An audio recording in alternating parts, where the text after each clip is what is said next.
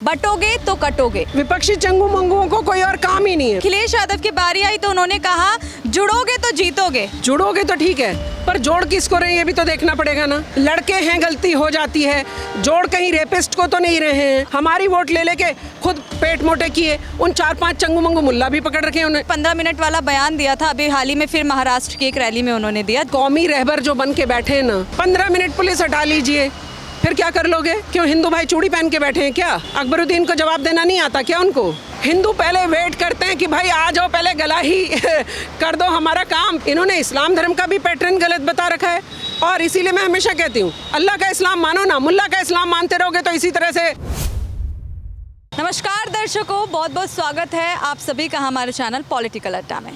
तो जैसे कि आप जानते हैं, चाहे यूपी के उपचुनाव हो या महाराष्ट्र या झारखंड के चुनाव हो, उत्तर प्रदेश के सीएम योगी आदित्यनाथ चारों तरफ जो है सक्रिय नज़र आ रहे हैं। लेकिन उससे भी ज़्यादा जो सक्रियता बनी हुई है वो उनके बयान को लेकर बनी हुई है। बटोगे तो कटोगे, ये नारा इस वक्त सबसे ज़्यादा चर्चाओं में है और विपक्ष इस पूरे नारे को लेकर जो है हमलावर है सीएम योगी पर। तो इसको लेकर हमारे साथ हैं शबनम मैम, जिनसे हम बात करेंगे और जानेंगे कि वो इस नारे को किस तरीके से देखती हैं और कितना सहमत हैं इस नारे से। तो सबसे पहले मैम आपका बहुत बहुत स्वागत। बहुत शुक्रिया आपका जी मैम, मैं आपसे यही जानना चाहूँगी, अखिलेश यादव हो या कोई भी विपक्षी नेता हो, कह रहे हैं कि इतिहास का सबसे नकारात्मक जो है ये नारा है, बटोगे तो कटोगे। क्यों है नकारात्मक नारा? जी, ये तो सकारात्मक नारा है। ये तो देश को एकजुटता में पिरोने का नारा है। ये तो सबको एक सूत्र में बांधकर देश आगे तरक्की करे उसका नारा है। देखिए, बटोगे तो कटोगे का मतलब है कि अगर जो लोग आपको जातियों में बांट रहे हैं, जो लोग आपको हिंदू होकर भी ये कह रहे हैं तुम जाट हो, तुम गुर्जर हो, तुम ब्राह्मण हो, तुम दलित हो, वो लोग बांटने का काम कर रहे हैं। अच्छा। तो योगी जी कह रहे हैं कि बटोगे तो कटोगे। अगर आपको लोग डिवाइड करते हैं, डिवाइड एंड रूल करके तो अंग्रेज़ों ने भी शासन किया है हमारे ऊपर, तो ये नारे को वो गलत तरीके से दिखा रहे हैं विपक्षी चंगू मंगुओं को कोई और काम ही नहीं है। विपक्षी चंगू मंगुओं को काम ही यही है कि जो देश की बात करेगा उसके खिलाफ बात करनी है, जो देश को एकजुट करने की बात करेगा वो आरएसएस का और बीजेपी का होगा। तो सोचने वाली बात यह है कि अगर देश की बात करने वाला बीजेपी आरएसएस का है, इसका मतलब आप देश की बात नहीं करते। इसका मतलब जो जोड़ने की बात कर रहा है, जो कह रहा है कि बटो मत, देश को एक सूत्र में पिरो और देश मजबूत रहना चाहिए, योगी जी के ये वाले वचन हैं, वो उसको, क्योंकि उनकी तो हमेशा काटने की मंशा रहती है ना, और मुसलमानों को उकसा के कटवाने की मंशा रहती है। तो मैं बोल रही हूँ कि वो जो अपनी परिभाषित कर रहे हैं उसको, उस पर मत जाइए। योगी जी ने कहा है देश को एकजुट करिए, एक साथ रहिए, एक साथ हम एक सूत्र में रहेंगे। जैसे गुलदस्ते में फूल अलग अलग कलर के हैं, लेकिन पूरा भारत देखती हैं आप, अलग भाषा है, सब अलग का पहनावा है, लेकिन सब प्यार करते हैं एक दूसरे से। तो ये एकजुटता सिखा रहे हैं योगी जी, और चंगू मंगू नेता सिखा रहे हैं कि देखो देखो बटोगे तो कटोगे सिखा दिया है, क्योंकि उनके दिमाग में हमेशा काटने की बात रहती है। लेकिन देखिए, इसी नारे को लेकर जब अखिलेश यादव की बारी आई तो उन्होंने कहा जुड़ोगे तो जीतोगे, ये बयान उन्होंने अपना दिया। इसको आप किस तरीके से नहीं, अच्छी बात है, जुड़ोगे तो ठीक है, पर जोड़ किसको रहे ये भी तो देखना पड़ेगा ना। मतलब जोड़ अगर अपराधियों को रहे, क्योंकि लड़के हैं, गलती हो जाती है, जोड़ कहीं रेपिस्ट को तो नहीं रहे हैं। अच्छा। जोड़ कहीं उस वाले नेता वाले टाइप वाले को तो नहीं रहे हैं कि बेटी का डीएनए होगा, बेटी का जो बलात्कार करेगा इनकी पार्टी का आदमी, उसकी बेटी का तो डीएनए करवाएंगे, लेकिन नेता का डीएनए नहीं करवाएंगे। तो मैं बोल रही हूँ कि जोड़ किसे रहे इस पर भी ध्यान देना होगा। अच्छा।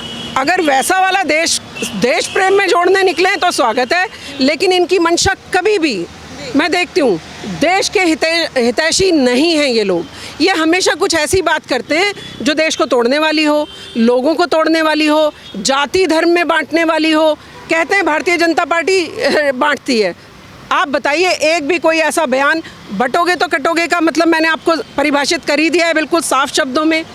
ये कह रहे हैं कि तुम जाट हो, तुम गुर्जर हो, और मुसलमानों को तो तुम अति पिछड़े छोड़िए, अल्पसंख्यक हो फेंक दो साइड में, पड़ा रहेगा मुसलमान इस देश में, उसको एक अलग ही दिशा दे रखी है इन्होंने। हम क्यों होते भाई अल्पसंख्यक? मैं तो भारतीय हूँ, मैं तो बहुसंख्यक हूँ भाई। मैं अपने भारत में रहती हूँ, बहुसंख्यक हूँ कि नहीं? मेरा अधिकार है कि नहीं बहुसंख्यक रहने का? मुझे क्यों बरसों बरस कांग्रेस पार्टी ने ये पट्टी पढ़ाई मुसलमान को कि तुम अलग थलग रहो, तुम अल्पसंख्यक हो, तुम अलग थलग रहोगे, और हम तुम्हें सिर्फ एक लॉलीपॉप यहाँ टांग रखी है मुसलमानों के लिए। हम ये दिखाते रहेंगे, लॉलीपॉप मुंह तक नहीं आने देंगे, वो बिस्किट नमकीन तुम्हारे मुंह तक नहीं आएगा, लेकिन ऐसे लटका रहेगा और तुम्हें दिखा दिखा के ललचा के तुम्हारी वोट लेते रहेंगे। देखिए मैम, अगला सवाल मेरा आपसे यही रहेगा कि राहुल गांधी हो चाहे अखिलेश यादव हो, जब ये जिहादी वोट बैंक की बात करते हैं तो लोगों को बुरा नहीं लगता, लेकिन जब योगी जी ने ये बात कर दी कि एक साथ होकर लड़ो, बटोगे तो ज़्यादा मुनाफा नहीं होगा, आपको हानिकारक हो सकता है, तो इसको लेकर आप क्या कहेंगे? दोहरी राजनीति एक तरीके से नज़र आ रही है आपको? देखिए, दोहरी मानसिकता इसलिए है क्योंकि इन्होंने सारी ज़िंदगी मुसलमानों को बांट के रखा, मुसलमानों को कभी देश की मुख्यधारा से नहीं जुड़ने दिया कि देश की मुख्यधारा से जुड़ गए तो मलाईदार कुर्सी हाथ से निकल जाएगी। दूसरा, हिंदू भाइयों को भी नहीं जुड़ने दिया। हिंदू भाइयों को सनातनी हो तुम ये कभी कहते सुना है आपने कांग्रेस पार्टी को या अखिलेश भैया को या जो चंगू मंगू 4-5 इकट्ठा हैं उनको सुना है कभी आपने? नहीं कहेंगे, क्योंकि वो चाहते हैं कि सनातन धर्म जिंदा ना रहे, सनातनी लोग सनातन को ना समझ जाएं। हम इनको भी जाट, गुजर, दलित और दलित में भी 50 चीज़ें बताएंगे, इनको बांट के रखने का काम करेंगे। इनको बांट के रखेंगे तभी तो मलाईदार कुर्सियों तक जाएंगे। अगर योगी जी, मैं कह रही हूँ, अगर हिंदू भाइयों को भी कोई संगठित करने की कोशिश कर रहा है तो क्यों नहीं करेगा? हिंदू क्यों संगठित नहीं होगा? मुसलमान सब जगह संगठित रहें तो तुम्हारे लिए बहुत अच्छा है, तो फिर वाह वाह वाह, मेरी शर्ट बड़ी शानदार है। और अगर योगी जी, अगर मैं बोल रही हूँ हिंदू भाइयों को भी संगठित करने को कह रहे हैं कि बटना नहीं है आपने, तो भी जिंदाबाद लगाइए। हिंदू भाइयों को भी तो संगठित होने का अधिकार है। क्या बहुसंख्यक होने का वो बेचारे खमियाजा भुगतते रहेंगे? बहुसंख्यक होना उनके लिए मुसीबत है क्या? तो मैं बोल रही हूँ कि अगर हिंदू भाई भी संगठित होंगे, खुश होना चाहिए। आप उनको लिए जा रहे हैं, और अगर वो उनको ले रहे हैं, राजनीति के तहत भी ले रहे हैं, तो भी जिंदाबाद है। कम से कम हिंदू भाई संगठित तो होंगे। देखिए, अब विपक्ष जो सोच रहा है, इस नारे का जो अर्थ निकाल रहा है वो ये निकाल रहा है कि योगी जी जो है अलग कर रहे हैं मुस्लिमों को, और हमें मतलब जो मुस्लिमों से हिंदू जो लोग हैं, हिंदू की बात काट कर एक चीज़ बोल रही हूँ, एक हाथ में कुरान और एक हाथ में कंप्यूटर, ये बांटने की बात है? नहीं, ये तो आपको देश की तरक्की के साथ जोड़ने की बात है। ये तो आपको सबका साथ, सबका विकास, सबका विश्वास, सबका साथ, सबका विकास और सबका विश्वास, ये है उनका कथन। ये शायद समझ नहीं आता उनको। ये 3 बातें मुसलमानों को भी समझनी चाहिए कि हम जब सबके साथ कंधे से कंधा मिलाकर चलेंगे और देश को समर्पित हो जाएंगे तो हमें अल्पसंख्यक की भी ज़रूरत नहीं पड़ेगी। तो हमें वो जो मुख्य धारा से हमें अलग कर दिया है कांग्रेस पार्टी ने और इन चंगू मंगू नेताओं ने, हमें वो भी ज़रूरत नहीं पड़ेगी। हम अपने देश के लिए बाय चॉइस ही रुके थे। चलिए, रुके तो थे ना भारत में, भारत का कुछ तो होगा ना दिल में, तो बस भारतीय बन जाइए।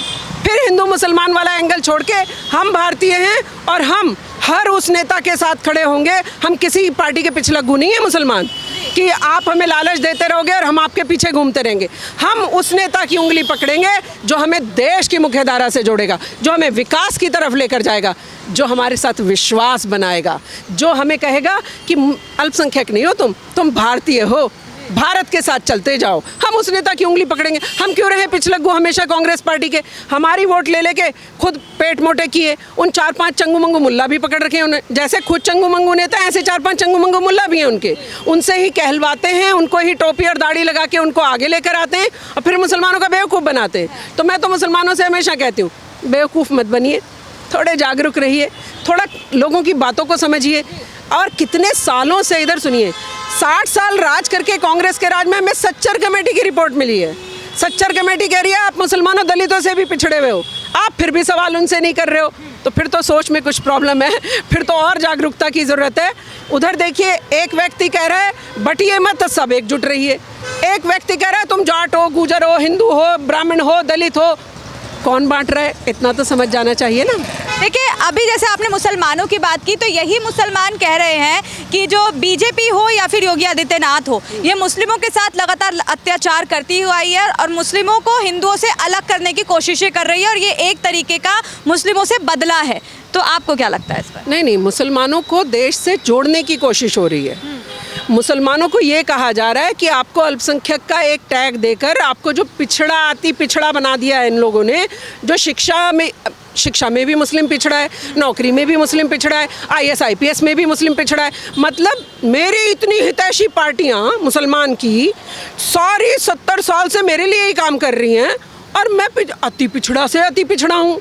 ये तो सोचना पड़ेगा ना मुसलमान को। मतलब आप इतने पिछड़े हुए हो और सारे अखिलेश भैया भी हमारे तरक्की के लिए काम कर रहे हैं, कांग्रेस भी हमारे लिए तरक्की के लिए काम कर रही। तो भैया ऐसी तरक्की तो नहीं चाहिए जो 70 साल काम करने के बाद भी अति पिछड़े में रह जाओ।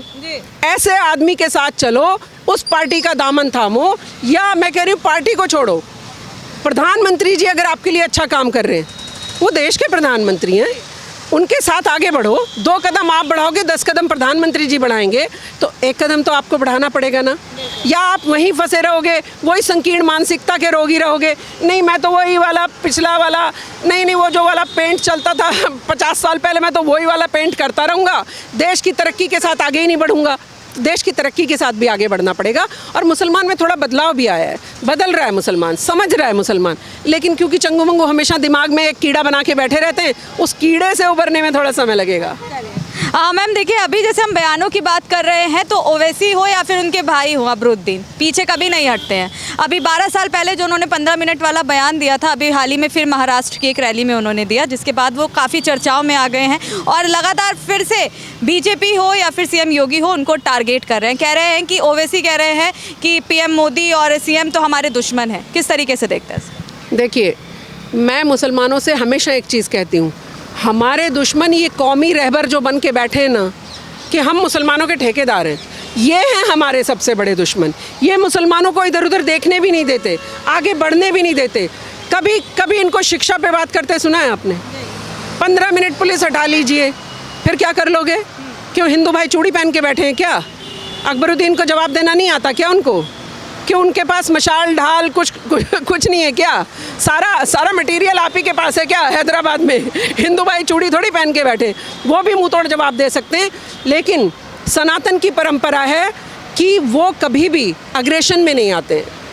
हिंदू पहले वेट करते हैं कि भाई आ जाओ, पहले गला ही कर दो हमारा काम, फिर हम जवाब देने के लिए सोचेंगे, क्योंकि वहाँ पर पेशेंस है, यहाँ पर पेशेंस नहीं है। जबकि इस्लाम धर्म सब्र सिखाता है, पेशेंस सिखाता है, लेकिन ये नेता, इन्होंने इस्लाम धर्म का भी पैटर्न गलत बता रखा है। और इसीलिए मैं हमेशा कहती हूँ, अल्लाह का इस्लाम मानो ना, मुल्ला का इस्लाम मानते रहोगे तो इसी तरह से ढेर होते रहोगे और फालतू की बातों में लगे रहोगे। अगर आप अल्लाह का इस्लाम मानोगे तो देश की मुख्यधारा में जुड़ोगे, क्योंकि मेरे प्रॉफिट मोहम्मद, जिनके हम सब फॉलोअर हैं मुस्लिम, वो कहकर गए कि देश की मुख्यधारा से जुड़िए। जिस देश की रोटी खाते हो उस देश के कानून को फॉलो करिए, जिस देश में रहते हो वहाँ की शिक्षा, कानून और हर चीज़ को मानिए। पढ़ाई के लिए चाइना जाना पड़े तो जाइए, मतलब वो उस समय की बात है पुरानी, जब उन्होंने कोई कोर्ट की होगी। तो मैं बोल रही हूँ कि हम अपने प्रॉफिट मोहम्मद की बात माने या अकबरुद्दीन ओवैसी की बात माने। और ओवैसी या कोई भी, किसी को भी मुसलमानों का लीडर बनने के लिए किसने दिया है ऑथराइजेशन, मुझे बताइए। और ये जो चंगू मंगू मुल्ला हैं 5-7 जो मुसलमान को डिक्टेट करते हैं, मैं इनको भी चैलेंज कर रही हूँ, आ जाओ खुले में, कहाँ पर डिबेट करना चाहते हो? बताओ मुझे मुसलमानों के लिए आपने क्या किया, एक बहन बेटी के लिए बताओ क्या किया।